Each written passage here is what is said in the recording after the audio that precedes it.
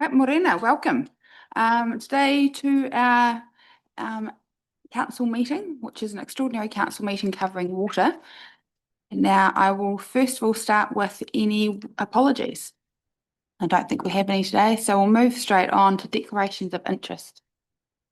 No declarations of interest. So first up, I'd like to invite to the public forum, Alex Hamilton. Alex, you want to come up? Welcome back to the chamber. It's good to see you. And I'll get Franz to give you a hand just with the microphone there.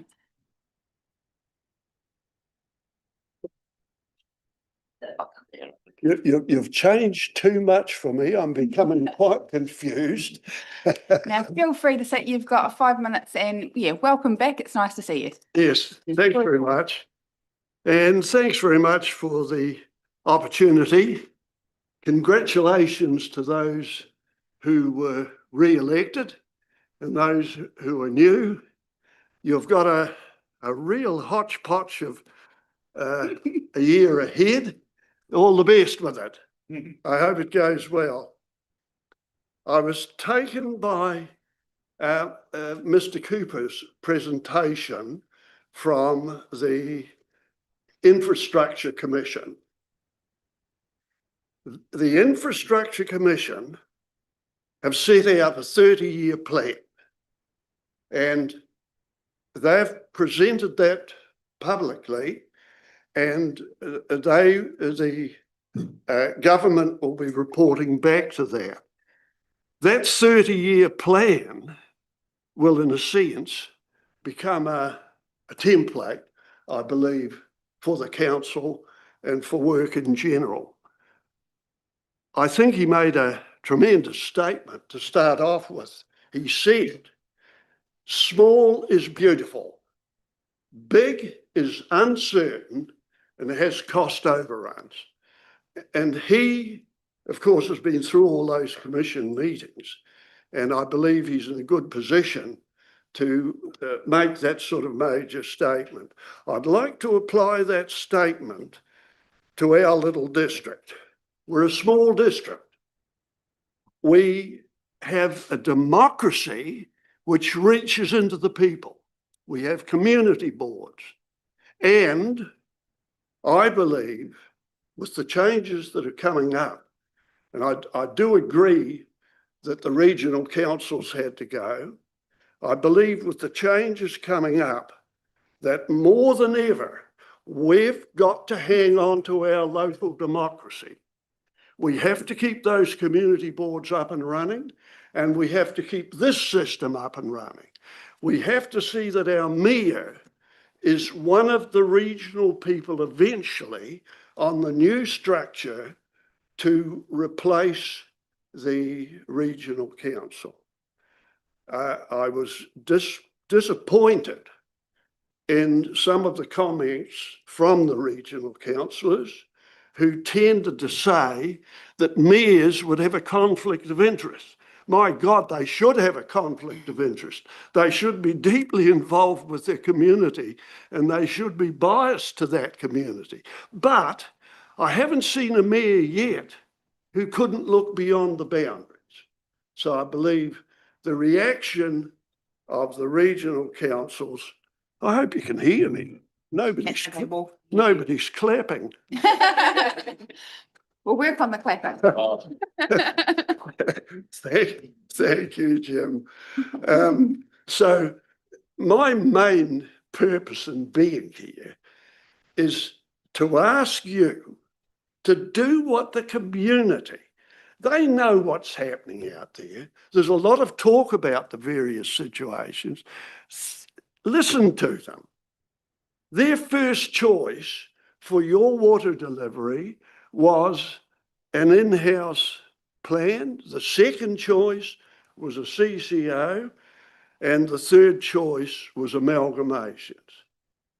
I would hope that in the background of all of what's going on, that you're listening to that and that you're doing what you can. I know you have Amy Adams helping in the regulation side of it. She will do a good job. She's a qualified person And I would like to think that somewhere in amongst all this, you people are helping her to get what the community wants, because there's too many distractions about where you might end up. I know that she has to look at the current condition of our water. She has to look at the lifespan. She has to look at the waste and the wastewater in particular. And in her presentation to the government, which is on the 30th of June, she will have to try and pin that all together for us. And I hope that you have a one-track mind on what the outcome is going to be. I'd have been better off if I'd worn my glasses. Jim, you used to ring me, and thanks very much. Jim used to ring me and tell me what was on, but look, he's not even listening. He's busy. My God, I'll speak to you later. I want to talk for 2 seconds about accountability in all this. Somewhere along the way, we made mistakes. I'm not sure where they were. Waimati got an in-house. Timaru got an in-house. Why didn't we? I'm not going to try and make judgments, because all of the information will be not out in the public arena. And I don't want to make judgments of people. But somewhere along the way, we went wrong. We should have been sitting on what the people of this community asked for. And I would like to see some accountability nailed down on that. The replacement of the regional council is interesting. By the way, I agree with it. We don't need more bureaucracy. It's a good thing that they're gone. They've built a democracy, and we don't want to build another one. We don't want amalgamations which give us a central office somewhere else, and which gives us another bureaucracy, another set of buildings, another set of workers in a centralised position. We are a small community. We want to, in fact, we want to maintain what we've got.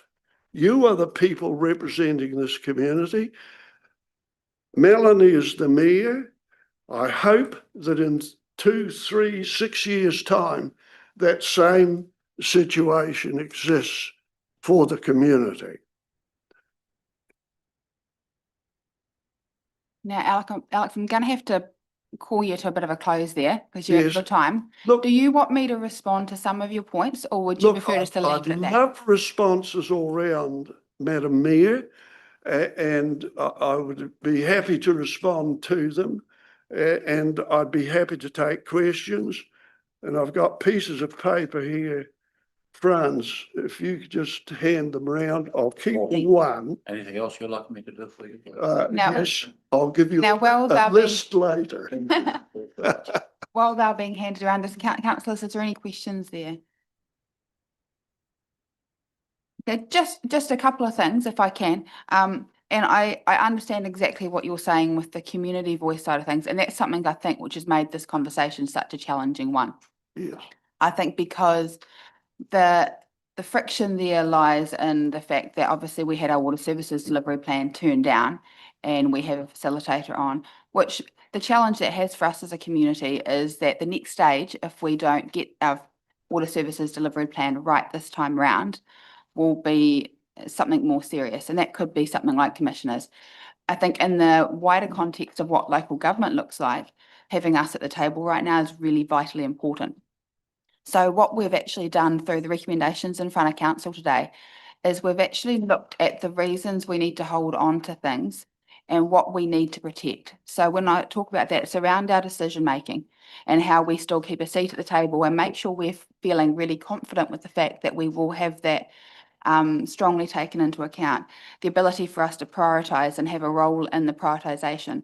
And the other part would be around the local workforce and making sure we have a local workforce on the ground. And that's a lot of work we've done in the meetings in the last wee while, is to make sure we're actually addressing those issues, because we have made a decision already to say that we are looking either north or south.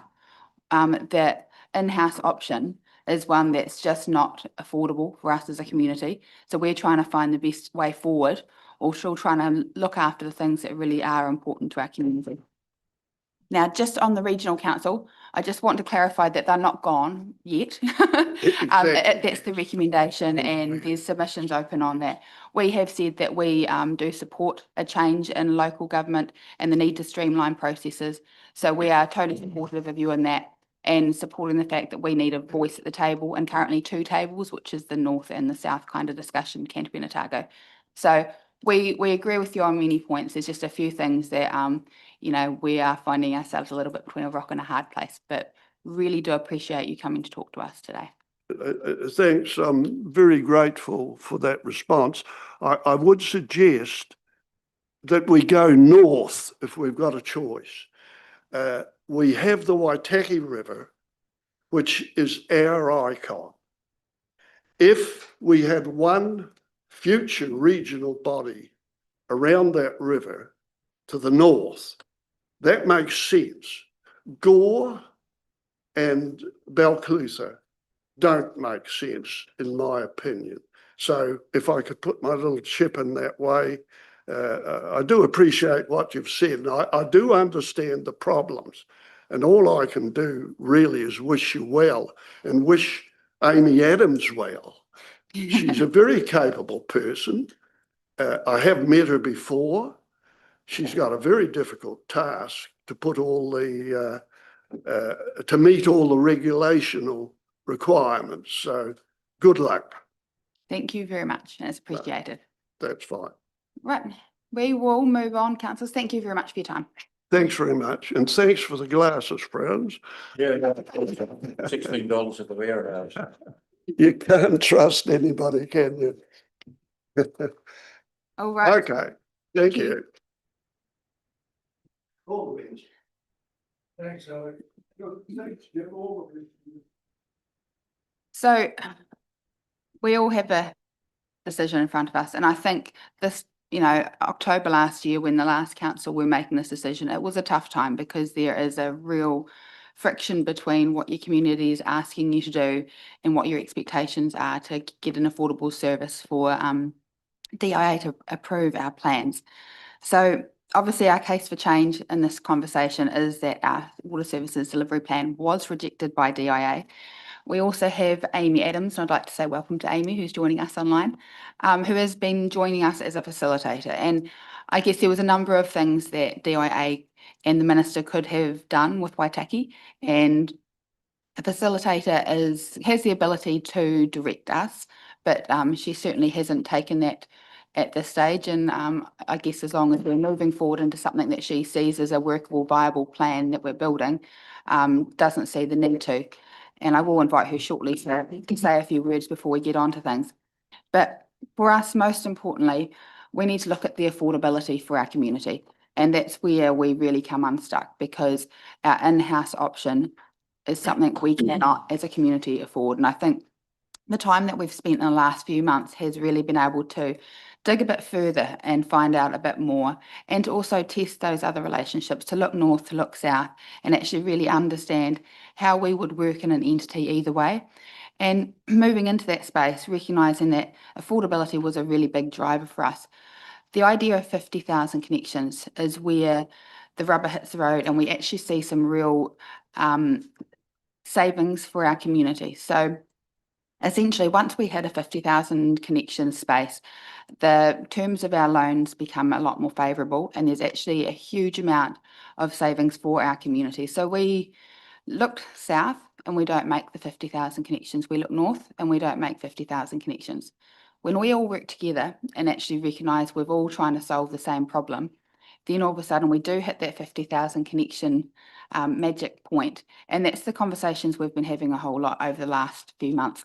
It has been the idea of the Southern Waters is something that have been welcoming. They've kept their door open. But we've also had a door open by Timaru and Mackenzie, and we've been really lucky to have real options in front of us. And I think Amy won't mind me saying herself that from the facilitator, we have heard that they're both strong options and they both are likely to meet the requirements that we need to get to where we need to be for our new water services delivery plan. So we've been really lucky in that sense, but a big driver for us as a group has been 6 councils. We think that is actually where we really see a difference. And so there's been a lot of work done in that space. Today, we can only make our decision. So our decision today is going to be on, do we look to joining the Southern Waters, which has obviously been on the table in front of us before, or do we look to a Timaru Mackenzie option? But we're also making sure it's really clear that in that conversation, while we're trying to offer some certainty, we do think that the 6 council option is the preferred option because for all councils involved, it shows cost savings and it makes a huge difference to their balance sheets. So there's more significant headroom to work within the bigger entity, and basically it means we can hit what we need to in a more affordable sense for our community. Now, the deal breakers for us very much are the location of our workforce. So one thing we wanted to be sure of through this conversation was that we weren't going to have our workforce based out of Waitaki and having to travel to do things and us not being prioritised.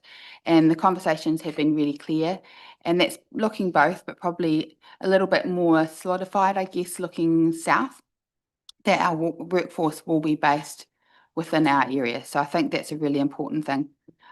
Ring fencing of funding is something that's really important as well. And that's not necessarily going to be the way it is all the time, but the idea and the conversations have been had is the expectation if we ever move away from the ring fencing of funding, that it's a good deal for all involved. So if moving away from ring fencing of funding means somebody actually loses out and things become more expensive as a result, that won't happen. So I think that's a really important point, and just recognising there's a whole lot of councils with a whole lot of challenges, and we are one of them. You know, we're not walking into this space without a whole lot of challenges, some aging infrastructure and a lot of money to spend. So we are lucky we've got doors open to us and people open. And I think that ring fencing for funding in this conversation is really important. So I will pass shortly on to Franz, but I just wanted to say thank you to Franz for the time he spent in this conversation, because he's joined me for practically every meeting and there's been a lot to work through, and I think it's been really good to have someone else at the table who's very detail orientated, and I've appreciated it. Thank you to Amy for your work along the way and your support. It's been great to have someone that you can ring up and say, you know, how are we tracking? Is this going to be palatable? And staff, because the change of direction in this space has been massive and the workload has been massive. So I just want to acknowledge that. The other councils for being open to this conversation. It takes a bit of bravery when you put 6 councils into a room and try to shake everything around and to see what falls apart, which I think I'm stealing that from Morrison Lowe a little bit. And thank you again to Stu for Morrison Lowe for his role in this as well, because he's done a huge amount of work in the background. So I'm going to pass it on to Franz to see if he wants to add anything to that conversation, and then I will pass on to Amy if she wants to add anything as well. Thank you, Franz. Thank you, Madam Mayor. A report from the Waitaki Steering Committee, which was only the 2 of us, was all sent out to councillors yesterday and distributed throughout the room this morning. I'm more than happy to take any questions from anyone for if there is any need for clarification. I do want to state though, this was a team effort between Mayor Tavendale, myself, and also thank you, Chief Executive Palmley, for giving some useful comments towards the end. So it is definitely, this report is a team effort. I thought it was prudent to create a report and submit it there also for the future. It goes towards what Alec mentioned this morning, towards accountability and an explanation on affordability. So that also in future generations, they can look back and say, what did we do and why did we do and what did we recommend and why did we recommend that? So if there's any questions about this rather brief but to the point report, happy to answer them. So I will throw around for questions shortly, but I'll just ask Amy if she had anything she'd like to add. Tim, I'll come back to Yes, I questions. do. I'm just trying to find my, yes, hey, I'm online. Can you hear me okay? Yes, we can. Thank you. Perfect. Okay. Well, look, thank you, first of all, Madam Mayor, councillors, for your involvement in this process. I was just reflecting that when I joined you initially at that first meeting after my appointment, there were two things I really wanted to outline. One was that for this to work, everyone had to come to it with an open mind and a willingness to consider all of the options going forward, and an acceptance of, we are where we are. None of us were involved in that decision to reject the plan. We will all have our views on it, but we are where we are, and we needed to move forward from that point. The second. Well, we've just lost your sound for a second. To assist, yeah. advise and help, but stay in the background and let it be your. And really stay away from the sort of the heavier powers, I guess, that are implicit in my appointment. And I think where we're sitting at the moment, I've been very comfortable that I've been able to operate in that space, and that is really in large part due to the way that all of you, including your officers, have approached this issue. I've been really heartened by that willingness to approach it with a sort of, as I say, an open mind, a sort of a clear sense of pragmatism, and frankly, with quite a lot of pace. These are weighty decisions without a great deal of time to get them done. And I think the way that all of you approached it and your officers have leaned into what isn't easy is really to be commended.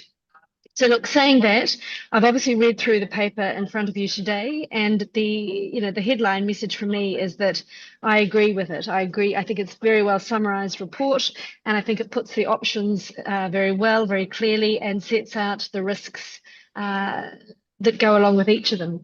The options in front of you, all three of them, although it's really two in terms of the decision that Waitaki can make and what's within your control, are both options that I think are open to you and will receive a positive response from the other parties. But more importantly, they're both options that I consider meet the regulatory and approval hurdles that you face. So it comes down really to a couple of other criteria. Obviously, the fiscal impact on your communities, the expected cost impact of going down them, and the Morrison Lowe report summarises that very well and really tells you that there's not huge variability in that between the two options that you can control. I certainly agree with your mayor when she says that the sixth council option does start to make considerable improvements into the fiscal position, but obviously that depends on decisions beyond those that can be made at this table. The other challenges obviously are around the relationship approach of either option. You've obviously got to be going into a setting and working with councils that you feel you can work well with, that have a similar approach, and then you expect the way it's being put together, and that's something for you to turn your minds to. And then the third, and I think one of the significant standout differences between them, is that delivery risk, the extent of advancement of the work that's been put together with the two collaboratives, the pragmatism and reality of getting you to a start line when you need to be at the start line, and I guess the visibility and the foreseeability for you of what that model will look like. I must say, sitting in on the Southern Waters meeting the other day, I got a sense that there was a sort of a clear line of sight as to how that's going to work, the way you would fit in, how it would all come together. The Timaru Mackenzie model isn't as well advanced, not to say that it wouldn't land in a good way, but you have less visibility, I think, at this stage of what that looks like. So for all of those reasons, not that it's my decision, it is very much your decision, but my own opinion, if you're interested in it, is to concur with the finding in the report. If you have the ability to pick the sixth model, I think that would be the one that would deliver best for your community. But as noted, that relies on other people's decisions. But whether or not Mackenzie and Timaru make that decision now or in time to join, my own feeling, for what it's worth, is that the Southern Waters model does appear to give you the lower risk delivery to meet your needs. So as I said, those are just my opinions for what they're worth. The decision is yours. I'm comfortable, as I say, from a compliance perspective that both would get you over the line. So with that, Mayor Mel, thank you for the chance to say a few words. Happy to take any questions. Otherwise, I'm just going to be interested to listen in on the discussion and see where we get to. Can I just say one point in closing, and I know it's made in the report, which is really just that we are at the time to make the decision now. There really isn't a runway for this to drag out any further. Decisions like this, there are always more questions you could ask, more reports that could be written. But ultimately, if you're going to meet the timeframes you need to meet, today really is the day it has to be decided so that your team can get on then and put it together. So thank you again. Happy to answer any questions. Otherwise, just interested to hear how the discussion plays out. Fantastic. Thank you, Amy. And I'll pass on to Alex and team to see if they want to add anything to the report. Yeah, I'll just add a little bit really, conscious that we have a few relatively new councillors around the table. So it's just a bit of context. We've been discussing water around this table with various councillors for quite a few years. Previous government's 3 waters reform, affordable waters, and now this government's local water done well. And successive governments have made it clear to councils that change is needed in water to invest better in our infrastructure and in the standards. And this is because there has been historic underinvestment across the country, and that includes this council. But it was well intended. It was about trying to keep rates down, keeping things affordable. But unfortunately, now the bill has arrived, and for us, that is about $250 million worth of investment that's needed over the next 10 years. And we need to look at the most affordable way to pay for that and deliver for that, because that's a bill that the community will have to pick up over the course of the next few years. We need to meet the legislative requirements, a compliant water services delivery plan, which means financially sustainable water services that meets the standards required for drinking water and wastewater. Our plan was rejected on the 6th of October. And within that rejection, which focused on the asset condition assessment, there was strong encouragement to look at other delivery models. And then on the 21st of October, we received a letter from the Minister stating the intention to appoint a Crown Facilitator, which we have with us, Honourable Amy Adams with us. But in that letter again, the Minister stated that we should be looking at other delivery models and other delivery options. So there's a clear message there from the government that they don't see that us doing this in-house is a sustainable way or an affordable way for us to deliver water for our community. And there was a comment about this, things not being in the public domain. All of this is in the public domain. We've been clear to make sure we publish this information so our community has access to this. So following the letters from the government, the council on the 9th of December decided to investigate alternative options, looking at Timaru and Waitaki arrangement, as well as Southern Water. And so given that resolution, that's what officers have been doing with the mayor and with councillors to fulfil that council resolution. So the options have been stated already that are set out in the report there. I think it's important to say with all those options, Waitaki will still own its water, but through indirect ownership, through the ownership of the council control company, if that's the way we decide to go. It's still our water, and that will be reflected in the ownership model of the chosen CCO in terms of the value of shares we have in there to reflect the asset value that we have in the district. The Stuart from Morrison Lowe is online to answer questions in terms of the analysis. So there's quite a lot of detail that sits behind that analysis. It's multi-criteria analysis that the council's agreed that looks at strategic fit, value for money, affordability and achievability. So as it shows in there that the 6 council entities scores the highest. It produces the most benefits on all those criteria, but including lowest setup costs, lowest running costs, and therefore is the most affordable. The option for Waitaki to join Southern Waters or the 3 council CCO, in terms of the analysis, score about the same. However, there are different options, and so the report focuses on the risk of the different options within there. And I think a lot of it boils down to that, the Timaru Mackenzie option is less known at the moment in terms of what that looks like. What is the deal? How is that going to operate? Whereas Southern Water is more developed and developed along the lines of, the rules that we were part of shaping before we exited Southern Water around an equal partnership, one council, one vote, no one subsidising anyone else's, no district subsidising any other district. But also the risk in there is around how far advanced the various models are and around the potential of transferring services on the 1st of July 2027. Now, that's not a magic date of we're required to do that if we go down a CCO route, but we've highlighted that in there because if we choose a CCO model and we don't transfer on that date, that causes us all sorts of other issues in terms of water still being in-house, still needing to think about the impact of that on our long-term plan, and therefore the impact of that on rates and on funding for other services.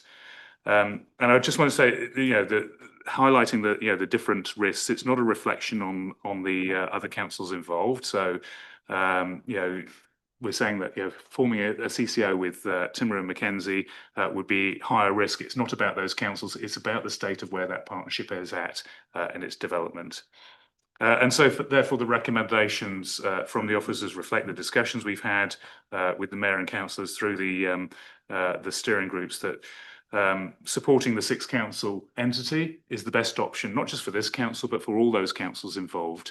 In terms of affordability, resilience, and lowest risk as well. But this council can only make the decisions it can make, and other councils will make their own decisions.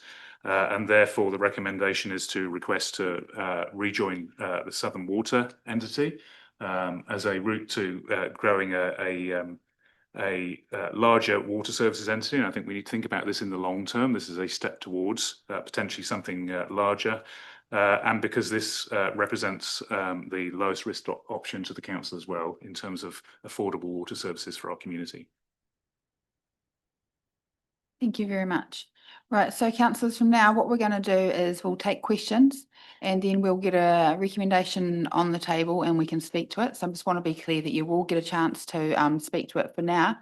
I'm just looking for whether anyone has any questions, and they can be directed either at staff. We've got Stu online there or Amy online. So yeah, any questions that anyone has that they want to clarify, and that can. Councillor Thowning. Not sure who to direct the question to. Anyone who thinks they can answer it, perhaps Amy. The messaging leading up to and the whole sort of core purpose is the affordability, as you mentioned, Mel. But we're getting a message coming in now that the message seems to have shifted from this will be cheaper to this will be no more expensive than the in-house model. Is that a risk to that service plan down the track? Perhaps Amy might be the best person to answer that. I'll pass to Alex at this stage, if that's right, Amy, unless you wanted to jump in there. So that's a reference to what Southern Water have stated. So they're guaranteeing that it'll be no more expensive than staying in-house. I think the reality is that CCO is going to make its decisions, and I think if you see in the modelling done, there's a lot of caveats in there that Stu and his team have put in there that they've been highly cautious, and that the CCO is probably likely to be more aggressive than their assumptions in there. And so, welcome Stu's comments on this, but I think that's a cautious estimate of what the charges would be for being within a CCO. And the high likelihood is that whatever CCO we're in would look to get those charges lower by having a more aggressive position. Do you have anything to add to that? All right, just to I guess concur with Alex that that language is very much Southern Water's language, and part of the deliberateness of that language is around particularly that price harmonisation principle, and certainly making sure that what we're saying is that any shift to price harmonisation would not result in you paying more than you otherwise would have paid. So it's not suggesting that the model won't be cheaper. We are steadfast in our belief that certainly over the long term, and these are long-term decisions that we're talking about, that we would expect it to be cheaper than an in-house model. Now, obviously, with a greater level of expertise in a Southern Waters entity, that may mean that more issues become unveiled, and therefore more money needs to be spent on the network. That's something we can't predict at this point. But I think, you know, and you can look across the country at things like Christchurch with a boil water notice that no one probably outside of Christchurch would have been able to predict was going to happen. There's a whole pile of these things that can just occur and increase costs, but we're trying to, so we've just been a bit guarded, I think, in the language, is the simple answer to that. It's not suggesting that we don't believe that it will be cheaper. Amy? Yeah, thank you. Look, the other thing I just wanted to add was that you'll remember when I first came and talked to you, I raised a particular concern about the ability Waitaki will have of accessing the resource it needs to do the work as set out in the plan. And one of the things that I think I would have a real caution about with the sort of the modelling of the in-house model is that it largely assumes resources are available when needed at sort of the rates you've been used to paying. My strong suspicion is that, and as we've talked about, as these CCOs form and start to become much more attractive destinations for that resource, you will actually find your ability, if you were to stay in-house, although, you know, that's not really on the table, but the ability to access the resource you need in a timely way and the cost you have to pay to get it could be considerably more than has been the historical norm. So my sense is that, you know, you're not really comparing apples with apples. You're comparing sort of future cost versus the way it's run in the past. The practical reality of attracting that resource at the price you need when you need it, I think would drive a bigger difference between those two models than is even shown in the numbers. So it's just another factor to take into account. Thank you. Councillor Hopkins. Thank you, Ms. Evandale. My question is actually to you and to Franz.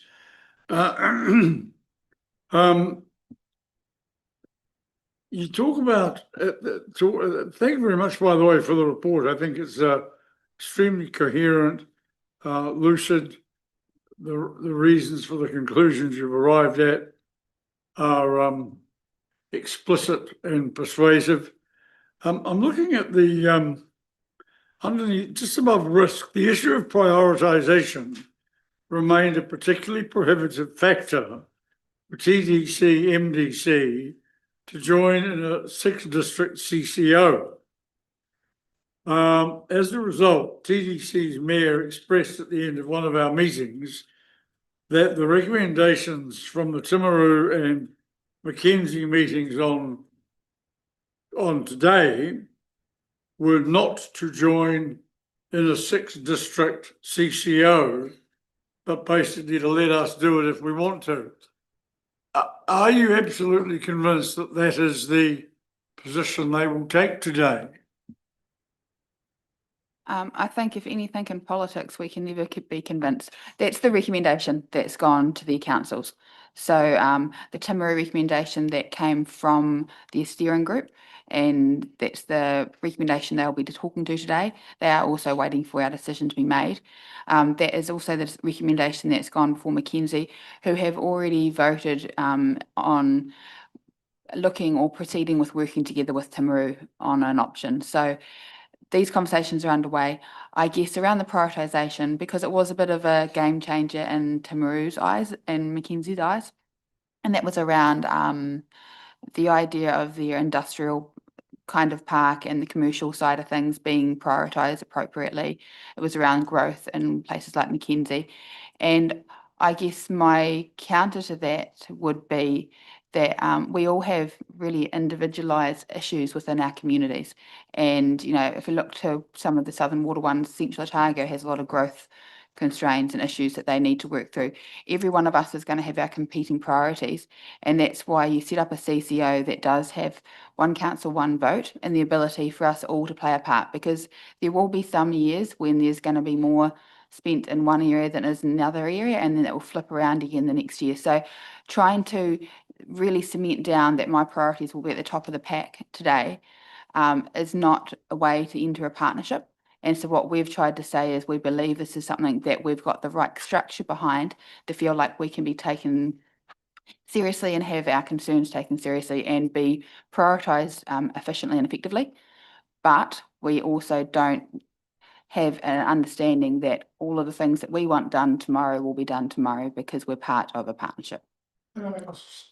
Absolutely. I put this one to Amy as well, although I would rather suspect that she would decline to answer. Timaru and Mackenzie said, oh, the only thing we've talked about is joining up with Timaru, so that's the only thing we can vote on today, which I think is bollocks, but nonetheless. Councillor, we'll just keep it nice, please.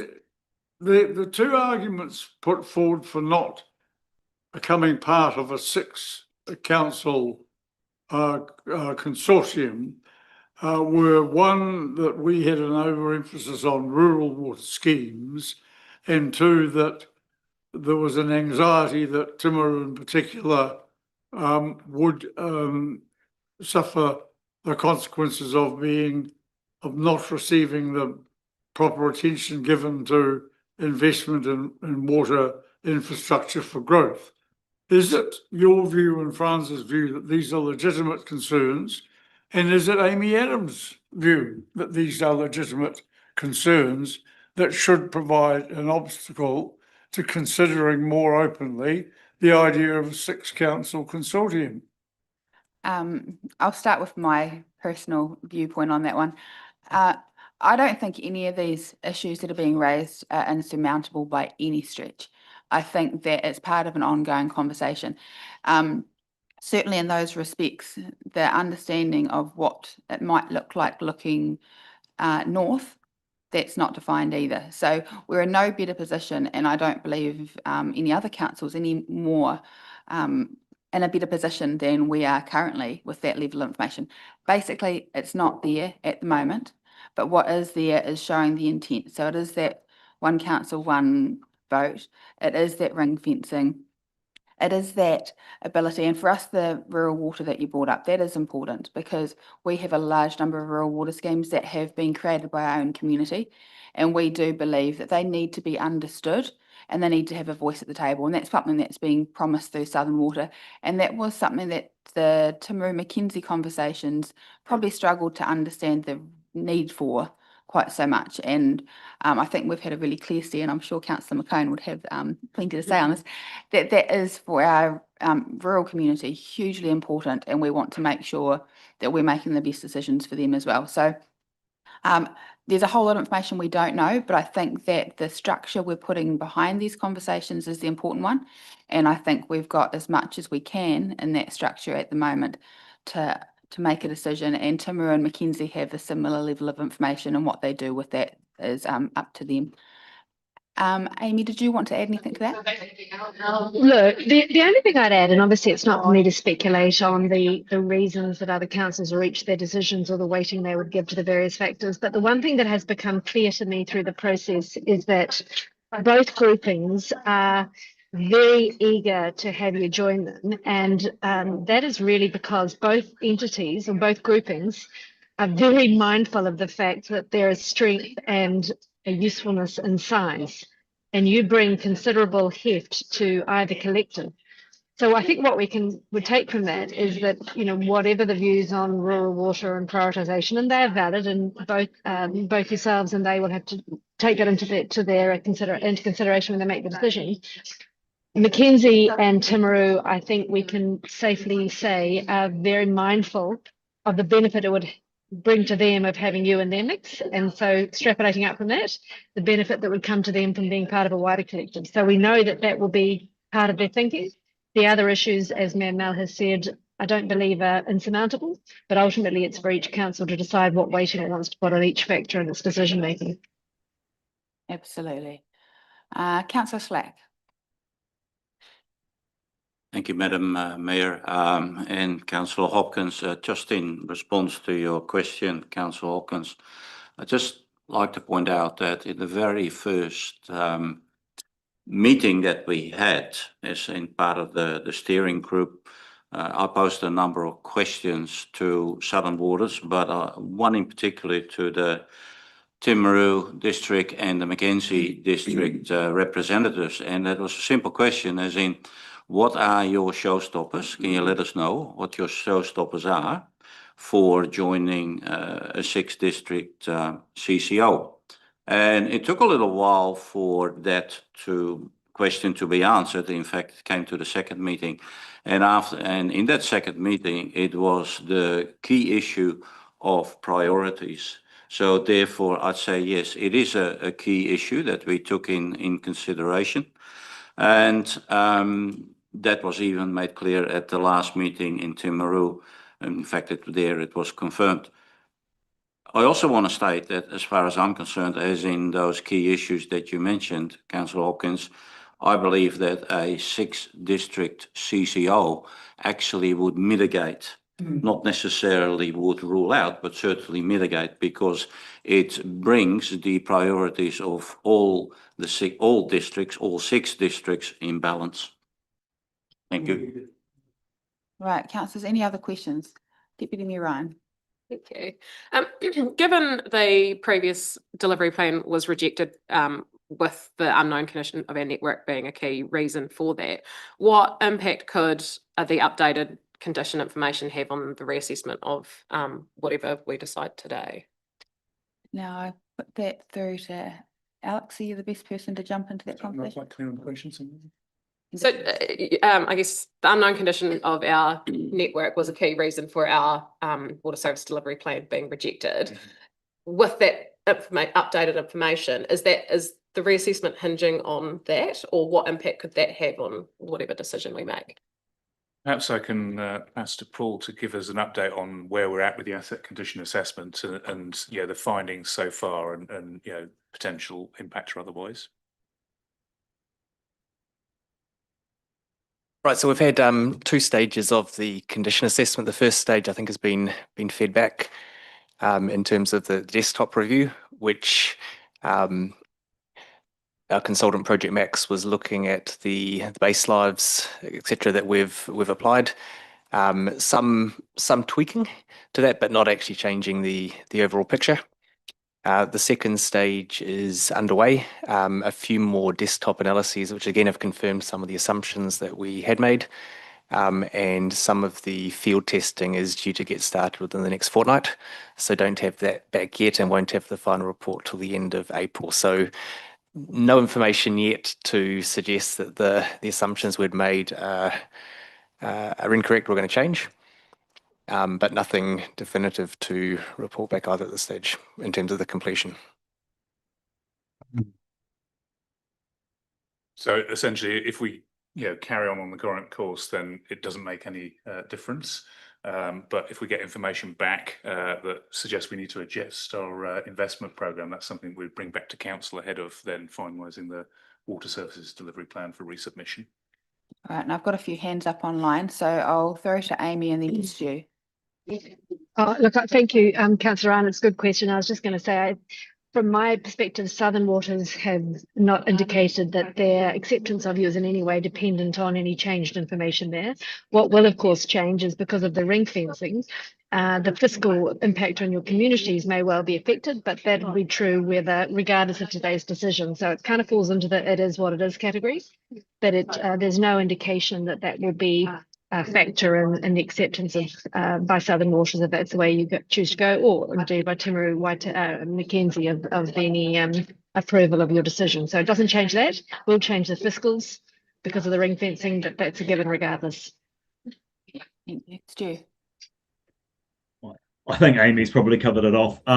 Actually, almost word for word for where I probably would have ended. I would just say, also, if I drew your attention to in the Morrison No report, slide 54, which just shows the key differences between like the capital efficiencies, operating efficiencies, FFO to debt covenant, like kind of key differences across the different models, setting aside the actual financial modelling. Those differences don't change no matter what your capital program is, or what the investment that lies ahead of you is. So even though you don't necessarily know what the impact of the condition assessment is going to be on your capital program, we would still expect that those key differences will still exist across all of those models. So it will always be the same decision. And you can see that also in that every council we've modelled that have all got different capital programs and different starting positions, the joint entities are always better off for those councils. So I think, and again, not talking specifically about which joint entity, but the joint entities typically are better as you move through.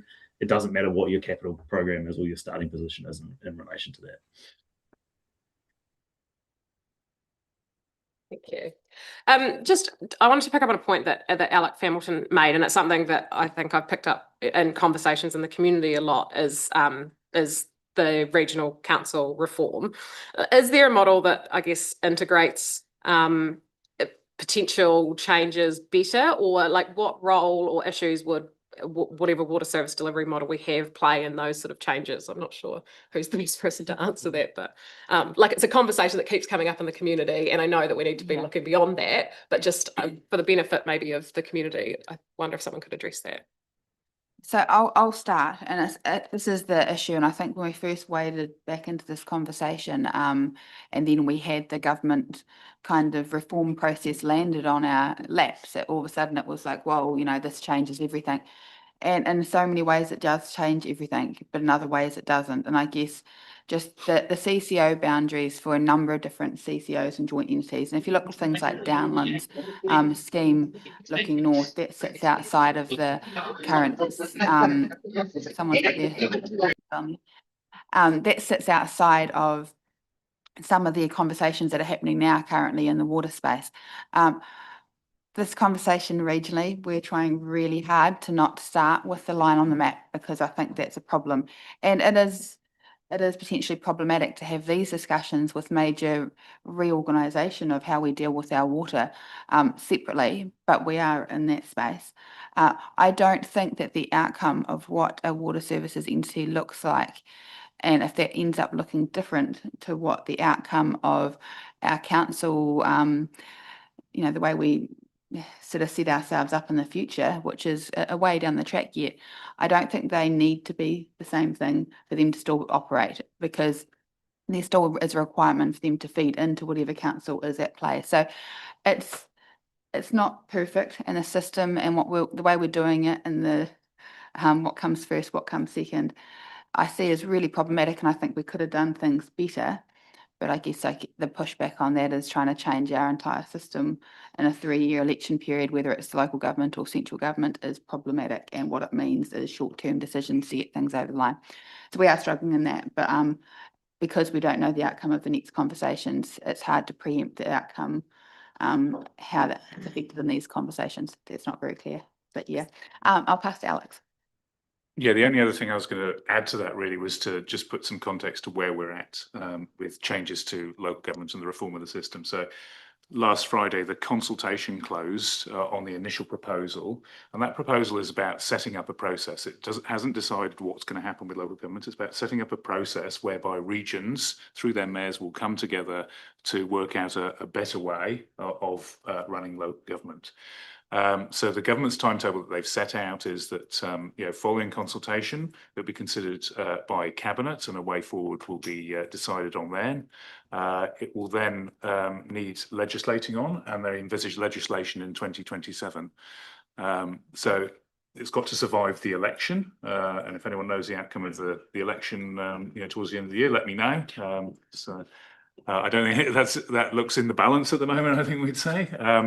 And then, so it's got to survive an election, it's got to get through legislation, and then there is a 2-year period for these boards of mayors to come up with proposals that then need to go through an approval process and then need to be implemented. So I think any change to local government will be a number of years away, and prejudging it at this stage, given what the government set out is a process to look at all the different options, I think is very difficult. And I think that's the challenge we have, is you're making a long-term decision without knowing the shape of local government in the future. And our response to that consultation was clear that we think change needs to happen.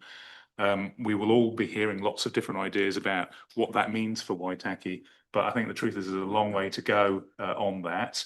And whatever happens with that, we need to be working more closely with our neighbouring councils to the south and to the north of us on a number of things, not just water. I think this is clearer answer as you're going to get, but Councillor Slack, did you want to add to that? Thank you, Deputy Mayor Ryan. I look at it from a chronological point of view, because if it hadn't been for the decision of last council to go to a standalone CCR or a standalone in-house option, and would have gone to a Southern Water option. That was well before the actual reorganization of the regions, if I call it, actually was brought to light. So it never would have occurred. And what, in fact, I think has happened, it created an opportunity, and that opportunity right here and now is still there, to create something between 6 districts that will, the region of the combined districts will fit and benefit particularly the economy of these districts very well. But yeah, just to, the other point I want to make is that Honourable Amy Adams actually asked that particular question to the minister, as in, shouldn't the two be mixed up? And the answer was that one simple no. To get a direct answer from a politician, I think in itself is an achievement. So I think if you look from a chronological way, we wouldn't be even been discussing this issue, whether the two are concerned, if for some reason we had gone another way at that meeting. Are you as comfortable as you'll get there? All for the benefit of the. No, that's fantastic. Is there any other questions, councillors? Councillor Fanini. Thank you. Just a question around the workforce development and the capacity to be able to deliver this whole huge program of work. Is there discussions happening at a national level in terms of supporting the opportunity for workforce development? Especially when the, with TEC and ITOs, especially when the workforce development councils were disestablished at the end of December, and how can we use the leverage power of the councils in the South Island and to be able to support those in the regions that don't have providers here? So whether it's a question for Amy or our Mayor, if that can be included in terms of the negotiation of just those kind of workforce development opportunities. Like there's a shortage right now, but it's going to be an even more shortage when it's going to be going to central to different kind of areas. Can that be included in the settings of any agreements? I think absolutely. It has been part of some early conversations, and it probably needs to have a bit more weight put onto it. I think moving into any larger size entity outside of just Waitaki makes it easier for us to go through this. Do we also have a program of works that we can do as a CCO to try and secure some of our workforce and the training in that? And I think the conversations need to be kept being had at a national level to try and get up there, because at the moment we do have a shortage. We are going to have an issue if we keep this in-house for Waitaki. Trying to attract and retain staff is going to be an ongoing problem. So, and it's going to be a problem across the country regardless, because the work programs for what we've got are next level, and that is mirrored across the whole country. So there is, and you're absolutely right, there's a whole body of work that needs to be done there, and we do need to be growing our workforce nationally in the water space. Alex, did you want to add something? Yeah, I was just going to add it. I know in terms of Southern, there's a work stream that they're establishing, which is about workforce, which primarily initially is looking at transfer of existing workforce, but it also recognises that challenge. There aren't enough people in this country to deliver the infrastructure needs. So how will they develop and attract the workforce, including creating cadetships and apprenticeships, but also to assure you there are discussions going on nationally as well. So the various forming CCOs and water entities are coming together in a series of meetings to look at how they establish, how they share information, and how they work together, including workforce being one of those issues that they need to work on. I think there's recognise it's a national challenge, getting the workforce that we need to deliver programs that are going to ramp up all over the country to improve infrastructure. Now, Amy, did you have anything you wanted to add to that?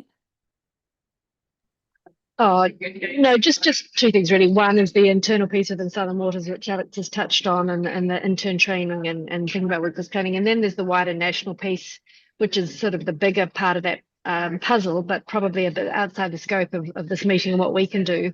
But those discussions around wider workforce planning for New Zealand through TEC and the training establishments are discussions that need to be had at a national level. Totally agree that they're critically important, but a bit beyond what we can really cover and land too much at this meeting. No, thank you. Pass back to you, Councillor. Waitaki? No, just quickly, just acknowledging that it is out of the scope, but it's actually within the scope of what our local rural needs are, especially when we have immigration planning policies where a lot of our work visas are coming to an end around June. Those are the 3-year visas. So there does need to be some kind of interface at a national level around those types of policies to help align with the work program and the future direction of where we're heading. So there's just some comments there to consider. And we do have an all of government meeting coming up on Thursday in Wellington. I think that's the sort of topic that's really helpful to bring to that forum. Councillor Slack. Yeah, thank you, Councillor Anna. It's a really important point, and basically I just want to reinforce what Mr. Palmley has already said. But just think about it, people, and also those who are watching this this broadcast, if you like. Southern Waters has already made it clear that the training, education in terms of apprenticeship and all that is something that is already in their thinking and in their planning. Just imagine what we can do for our next generation, young kids that are currently at school, if we have a 6th district, of how well we could accommodate the next generation that is coming up in terms of education and training in the water infrastructure space, which is so broad in terms of engineering and many mechanics, hydrology, etc. There is a great opportunity there. It's really good that Southern Waters has already thought about this and is planning that way. Wouldn't be a great opportunity if we could go in the full 6th district CCO. Thank you. Is there any other questions? If not, I'm going to move the recommendations 1 through to 5 from the chair. Do I have a seconder? Councillor Slack, I'll take that from you today. And so first of all, I will touch onto it and then I'll move on to you, Councillor Hopkins. So there's been real benefits, I think, for Waitaki for the pause. There has been costs to it as well. But this pause that we've had, which is, you know, we're going in-house and we're going to do that body work, and then to have to spend a bit more time looking at our options and really understanding them, I think has got us into a much stronger position, and we have a lot better understanding of what the true implications of this decision are. I thank councillors for their openness to looking at all options, and I think there's been some really good conversations that have come out of this. And I guess for myself, right now we do have a decision to make, and the north versus south conversation, the finances and that don't look too different. If we've got any of our northern friends or neighbours that are watching this, I really do want to challenge you to be a bit brave in this conversation, because we all know that our communities are struggling, that affordability for our communities and cost of living is a real challenge, not just for us in Waitaki, but across the whole South Island, whole of New Zealand. And this is an opportunity for us to have a step change and actually say, we can work together and we can see the benefits in doing that. And it makes sense. And it makes sense for our workforce, the kind of capabilities that we can attract. And then when you start thinking about building your workforce and growing your young people, there's so many benefits in that 6th council option. So if we do have any of our northern councils watching, I really recommend them to show some bravery in this conversation, but also just to step into the unknown a wee bit, because I do think that we have a really good group of councils that we have some open conversations with, and a partnership means that we can work through any conversations. For councillors, I do ask you to support this if you feel it's a good way forward, because I do think for us it is the best way forward. I think the synergies we have with Southern Water done well are really clear and really obvious to me. I think the rural water being recognised as a 4th water for us is really, really important in this conversation. So we need to make sure we're working with people that do understand that and they understand the why behind that. I also think that that idea of partnership and 1 council, 1 vote for us is really important. And what it means is that we can have true open conversations and we can make sure we get the best deals for our community. So this has been a tough conversation. And I know it's not necessarily where all of our community would like to see us going. But I do think that this is the right decision. And I think we've sat on this for a long time. And it's a really tough decision. It's one that hangs very heavily on everyone. So just recognising that in your decisions today, that this is not an easy one, and that we are doing what we believe is the best for our community. I'll pass to Councillor Hopkins. Thank you, Ms. Avondale. Yeah, look, I guess today is both an ending and a beginning. It's an ending in the sense that if these resolutions are carried, we will have finally alighted on a position that is acceptable not only to ourselves and predicated on analysis, but which also meets parliamentary tests that I think have been overlooked in some instances. So it's an ending in one sense, but a beginning in the other, because we will have to engage in a very detailed series of negotiations with other parties. That is no bad thing, because that's basically the future of local government anyway.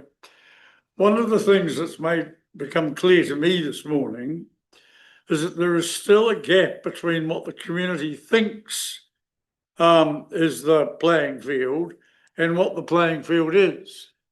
A former mayor says, listen to the community. The difficulty is councils have never been able only to listen to the community. If you look at what the previous government proposed, it was a system that they imposed, and there was very little in the way of choice. We're going to be 4 companies, latterly 12, and that was it. The coalition government has given more discretion, more options, and there was a wider range of solutions adopted by local government. But Parliament has said, if we don't like a particular proposal, we reserve the right to overrule it and require something else to be done. And we reserve the right to appoint people like Amy, who has been very benign, very light-handed, very enabling in that regard. But Amy knows, as I do, that the legislation basically says in the end, if she doesn't like what we're proposing, she can say, no, that's not going to work. So she has authorities and abilities that Parliament has conferred that I don't think community necessarily fully appreciates. In that respect, as a weather-beaten old journalist, I think the New Zealand public have been shamefully let down by our media, who thoroughly failed to canvass the really important issues in this matter. I will support this, and I find it sad and unfortunate that, having attended a number of meetings along with Franz and John and Mel and others, where it would seem to me that there has been general enthusiasm for and support for the idea of a 6-council consortium, not least because of the economies and opportunities of scale, and possibly also because if there were 6 councils working together, we would be the second biggest entity in the South Island. Only Christchurch City would have more people in its water CCO. So there is a real benefit, in my view, especially when we're not locking in price harmonisation at the outset. There is a real benefit in that economy of scale, relating, amongst other things, to what Hannah referred to in terms of skill and training and recruitment and the like. It is sad, in my view, that today, confirmed by Franz earlier, 3 different councils voting on this matter are going to vote, will be taking 3 different positions. Mackenzie's going to say, we'll join up with Timaru. Timaru's saying, well, we're basically happy doing what we are doing, and if you want to join us, well and good. And we're advocating, in my view, for the optimum solution, which is the 6-council proposal. I will make this final point. Every elected member at those meetings has heard more than once a very senior council official say to all the elected members in the room, if you form a 6-council consortium, you will save millions. I repeat that. If you do it, you'll save millions. The communities in the 3 districts we're voting today need to know that. And in my view, this. They're saving millions. Good one, Jim. I'm repeating what was said by an official. If somebody wants to walk out, that's fine. That indicates a willingness to listen and consider other points of view, I would have thought. It's entirely up to Katrina and others to decide if today's decision made by us and others is a good call or an opportunity lost. But I would say that if indeed it is correct that we can and will save millions, and if indeed it is correct that we will form a large and effective unit that will be the second biggest in the South Island, then the reasons for actually endorsing the 6th Council proposal are very persuasive, and I will support them. Thank you, Councillor Hopkins. Councillor Linwood. Thank you. Firstly, I would just like to thank all the staff who have contributed in this space. It's been a really significant piece of work, and your commitment to getting this right hasn't gone unnoticed. Thank you to Amy for your oversight, and Stuart from Morrison Lowe as well. Like everyone around this table, I value local autonomy and the ability for communities to shape their own futures. However, we're now in a position where we must respond responsibly and make the best decision available to us. And unfortunately, keeping water in-house just is not one of those options. Waitaki has always been a district that strives to do the best for its people, and sometimes that means taking the time to fully understand what's in front of us and making informed decisions that will stand the test of time. Today, I'll be voting in favour of the recommendation before us. I've been really impressed by the work that Southern Water has done well, has done behind the scenes, and I'm confident that joining this grouping will deliver real benefits for our district. Looking ahead, the best possible outcome would be to see that Timaru and Mackenzie also come on board. A more unified approach across our neighbouring districts would unlock even greater efficiencies and strengthen outcomes for all of our communities. But beyond today's decision, there's a broader lesson here, and the situation's just a reminder of what can happen when councils underinvest in critical infrastructure for short-term gain. As elected members, we carry a responsibility not just for today, but for the legacy that we leave behind. So I'd just like this to be a turning point, one where we commit to thinking long-term, investing wisely, and ensuring that future generations inherit a district that's resilient, sustainable, and set up to thrive. Thank you, Courtney. Councillor Lewis. Thanks, Mayor Tavendale. I'd just like to echo Councillor Hopkins and Councillor Linwood's comments and acknowledge that there is still a fairly high sense of unease in the community. But a message I would give the community, I think, is that times are not as they were. I grew up with a phone number that was 3 digits long. That is a different era. This is a different time. And the ability to collaborate and to work in with other councils of similar sizes is a real strength. I think the important thing as well is that during the meetings that we've had with both groups, it's about the sense of ease of working with people.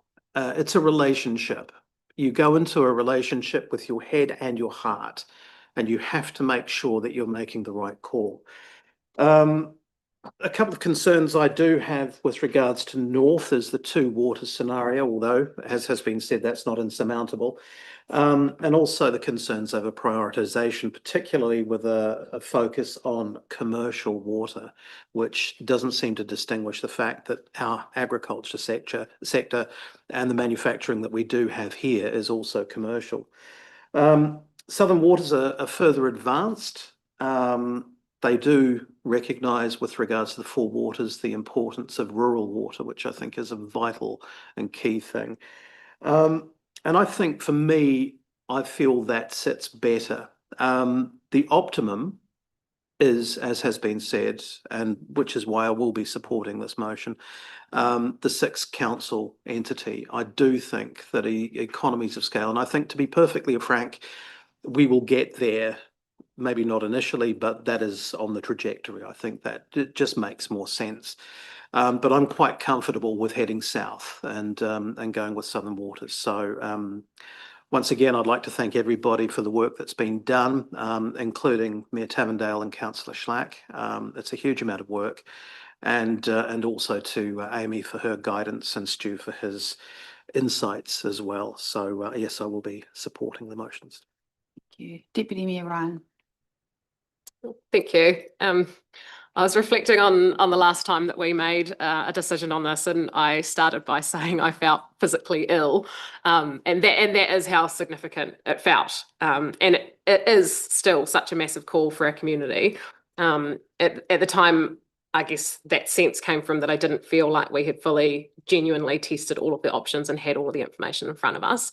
And that's not how I feel coming into today, though, like Councillor Lewis said, there is still some ease, but there has been a pivot.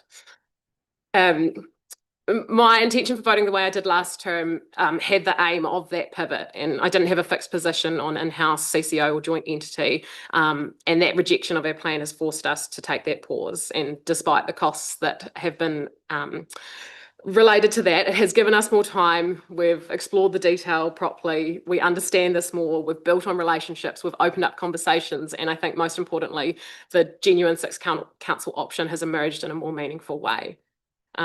This is still a really massive decision, and still in many ways it is a leap of faith, but it's not a blind leap. So I'm coming into today in a different space with a greater level of comfort, or at least I don't feel like I'm going to be sick. So for me, the sixth council model, I think, is the best outcome in front of us today. The scale, the spread of growth, the workforce depth, that makes sense from an affordability and sustainability perspective. And ultimately, that is the biggest pressure our community is facing, and it is really scary. That does rely on the decisions of other councils, and we can't control that. So I guess I've also thought carefully about what happens if that wider grouping doesn't eventuate. But in that scenario, I am comfortable with the recommendation of joining Southern Waters ultimately because of alignment with their principles. Affordability, long-term sustainability, safe, healthy water, and protecting Waitaki's voice at the table. No one paying more than under in-house, equal representation, rural water recognised, and those are the foundations that really matter to me. We can't get the perfect numbers. It's not apples with apples, and sometimes governance requires informed judgment, and that doesn't remove the risk. It doesn't make water cheap, but I'm comfortable today with the pathway that's in front of us. Ideally 6 councils, but Southern Waters regardless, I think provides the most resilient foundation for our community in a tightening regulatory environment. So that's why I'm prepared to support the recommendation today, cautiously, thoughtfully, and with clear expectations around accountability and local voice. Thank you. Councillor McCone. Yeah, look, firstly, thank you to Mel and Franz and the staff and everybody been involved to get back to where we are right now. And it's a huge behind the scenes effort. And I thank you all for doing what you've done. I endorse already what's been said. I think there's a lot of things being covered there, and it's a huge picture that we're looking at, and it's a huge direction we're going. I still think in-house was the best option for us, but the Department of Internal Affairs thought otherwise, and I'd still like to be on record that I still disagree with that decision. We've been given an administration solution for a practical problem created mainly by an administrative legislation, and out of that, democracy has been doubtful rather than direction given by administration for a bigger picture and outcome. Will it be more efficient and cost effective for the district? Time will tell. I also believe this is the first step in the beginning of a total restructuring of how local government works, but that can come later. Under the current timelines we've been given, we do not have much time to go and look for dance partners. We don't have a dance partner, but we must make the decision to go to the dance. More partners may come later. On that basis, I support these resolutions, and I support going south, given that the structure is already in place and the provincial rural systems are recognised in the way they are. Thank you. Councillor Cowles. Thank you, Mayor Mel. You would have seen from my previous comments on this topic that my doubts were never really about the people in the room or the capability of the councils that we're working with. My doubts were around the process and whether we'd genuinely canvassed a full range of options available to Waitaki, and whether we had equitable information to weigh one option against another. To be frank, last time we were here, I did feel a little bit backed into a corner, not knowing who would be in the room, feeling like some options were far more developed and tested than others. And that matters because it's not a small operational tweak. It's a foundational decision that will shape how we deliver an essential service for decades. What I want to acknowledge today is that the process since has been far more deliberate, more transparent, more inclusive and more complete. We had our in-house water services delivery plan rejected. We resolved to investigate alternative service delivery models, and that work has been undertaken. Since that point, we've had joint workshops, steering processes, input from DIA and independent modelling by Morrison Low Advisory, not just on one pathway, but across multiple credible options. And before I go further, I want to place on record a very sincere thank you to the staff and the advisors who have done the heavy lifting to get us here. The modelling, the workshops, the engagement with multiple councils, the documentation, the analysis. It's a huge body of work. It's been detailed, professional and done under significant time pressure. Without that effort, we would not be in a position to make a confident decision today. And also to you, Memel, and to Franz, thank you very much. This paper is clear. A 6-council arrangement, Waitaki, Timaru, Mackenzie joining Southern Waters, offers the strongest overall outcome with the best affordability and the lowest risk. The multi-criteria analysis backs that up, and if it were entirely up to us, that would be my preferred path. I accept that the final shape depends on others as well, but like other statements today, I hope our partner councils are prepared to be brave, lean into a little bit of uncertainty and follow the evidence towards what appears to be the best long-term outcome for our communities.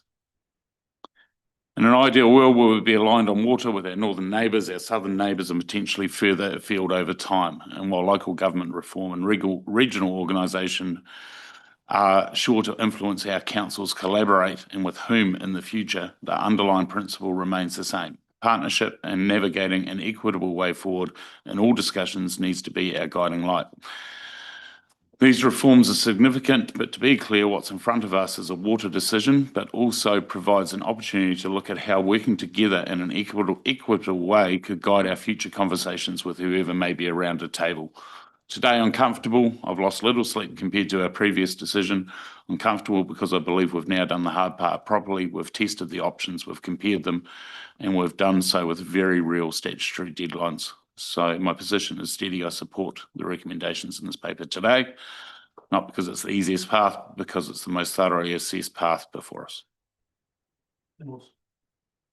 Thank you. Now, councillors, is there anyone else that wants to speak to the motion? Councillor Fowler. Yeah, I'll be supporting this recommendation. We should start off how we mean to continue, and this is the first step in that. It's the lowest risk step towards the 6 councils, which is the next best once in-house is off the table, because like Joe and I agree that would have been the best option. Like Alex said, that's what our community wanted. They were happy to pay a bit more to keep it local, but that's simply not an option. The word of warning to ratepayers, and it wouldn't have mattered even if we had gone in-house or whatever option we picked today, that that's going to hurt. There's massive price rises on the horizon here regardless.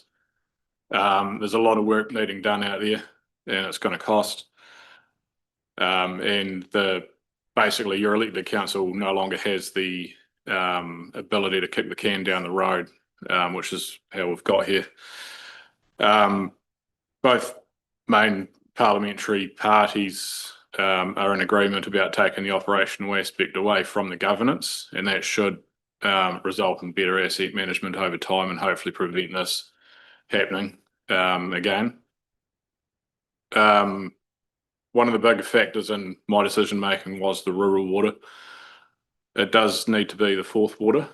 Over 90% of the water going into those rural areas is just going down the throats of cows and sheep, and that's quite expensive water for stock water. That was okay under the existing cost structures. It was going to be more expensive to change it around. Whether that's the case in the future, that's a conversation that'll be had at farm level and at catchment level. That's why I think, I think farmers will act rationally. If the cost is too high, there's a real risk of losing those rural connections off the drinking water. It'll only be the farmer's house will be on it. The stock water might come from the stream or whatever. That's why I think that's one of the issues that's going to face the CCO. They're going to have to deal with it because it's going to happen whether they look into it or not.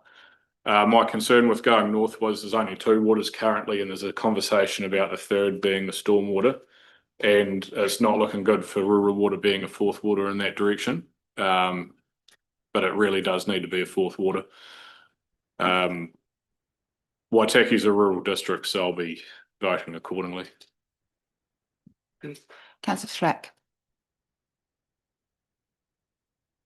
Thank you, Madam Mayor. Prior to becoming a councillor last October, I strongly advocated for forming a CCO with our neighbouring districts, and in particular the Waimate and Mackenzie districts.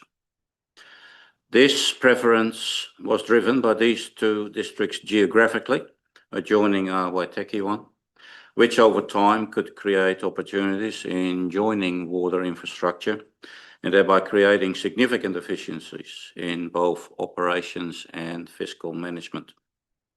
Particularly Mackenzie District's geographical position in terms of elevation compared to Waitaki District's east coast and sharing the Waitaki River with Waimate remains, in my view, an engineering opportunity a next generation should explore and develop.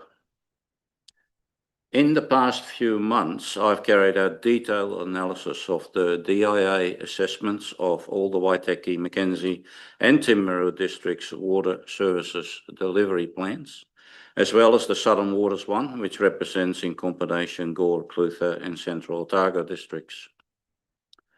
From this analysis, attending all meetings and workshops and being part of Waitaki's water services delivery team, it has become obvious to me that the last Waitaki Council's decision for a standalone in-house water delivery service is the most economical one. However, that is an option only for the right here and now, and is not sustainable and would fail in the foreseeable future in terms of water services compliance and resulting charges to Waitaki's customers. From my own analysis and work, and supported by our consultants, Morrison Law Advisory, it is obviously that the establishment of a 6-district CCO, as is proposed by officers under option 3, will be both from a consumer and a regional economy perspective the most economical long-term water service delivery option for our Waitaki district. To our colleagues up north in Timaru and Mackenzie, in my view, execution of priority projects are determined by the availability of resources. A 6-district CCO will have and attract many more resources than a CCO of just 2. Entering into a 6-district CCO requires Timaru District Council and Mackenzie District Council to also join the Southern Waters Alliance. Out of respect for those districts' councillors, I believe they should be given that opportunity. I therefore vote in favour of the recommended option. Thank you. Thank you. Right, if there's no other comments, I'm going to put that in the chair. So just to be clear, speaking for the 1 through to 5, so that is supporting the 6th entity, acknowledging that every council has their own decision to make, resolving to request to join Southern Waters, then instructing our Chief Executive to engage with Southern Waters and nominating myself and Councillor Schlack to participate in steering groups or similar as necessary through this process. So if we're all clear, are we comfortable with me putting them all as one vote? Right, well, I'll put that all in favour, please say aye. Aye. And against? That's carried. Is that unanimous? Yes. Okay, thank you very much, councillors. It's been a... Point of order, if we are to declare it unanimous, then we probably have to have a show of hands. Okay, we would like to do a show of hands for the ayes. Councillor Holding, are you part of this conversation? You're abstaining. Okay, and against? Right, that's carried. Thank you very much. And again, thank you to staff for the work involved here, Amy for your guidance, and we've got a huge amount of work ahead of us. Like, this has been the first step, and there's been a real push to get us to this stage. And now the work involved in actually getting this off the ground and making it something that's a success is our next step. But thank you very much for your time you've taken in this journey to get us to where we are. And thank you to Alex and his team. And with that, I will close the meeting.